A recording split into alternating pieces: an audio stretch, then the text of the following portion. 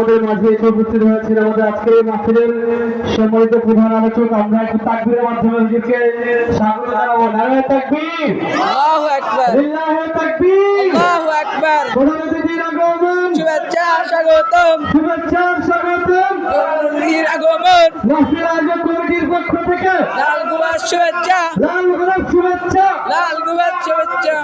নারায়ে তাকবীর। আল্লাহু আকবার। ভাই অনেক মানুষ সামনে, তাই না?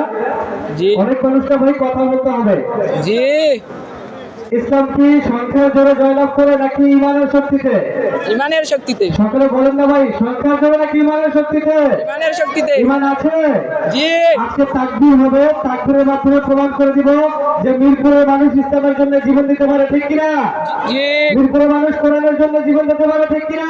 ঠিক। নারায়ে তাকবীর, আল্লাহু আকবার, লিল্লাহি তাকবীর। আল্লাহু আকবার। আরো কোরআনের আলো, ঘরে ঘরে যান, আরো হাদিসের আলো।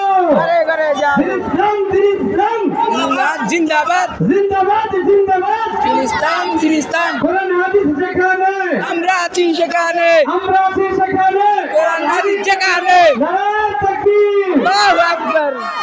মাশাআল্লাহ, সম্মানিত হাজিরিন, আপনারা দেখতে পাচ্ছেন আমাদের কাঙ্ক্ষিত মেহমান। এতক্ষণ যাবত আমরা যার জন্য অধীর আগ্রহ নিয়ে বসেছিলাম, আমাদের এই মিরপুরের স্বনামধন্য মানে মিরপুরের সুপরিচিত সারা বাংলা আবারও সৃষ্টিকারী প্রখ্যাত আলোচক, মিরপুর সেন্ট্রাল জামে মসজিদ, মিরপুর 6 কেন্দ্রীয় জামে মসজিদের সম্মানিত খতিব এবং তবলক আশরাফিয়া মাদ্রাসার সম্মানিত মুফতামিম, বিশিষ্ট আলোচক হযরতুল আল্লাম শেখুল হাদিস আল্লামা মুফতি ফয়সাল আহমদ জাকারিয়া দামাত বরকাতুহুল আলিয়া।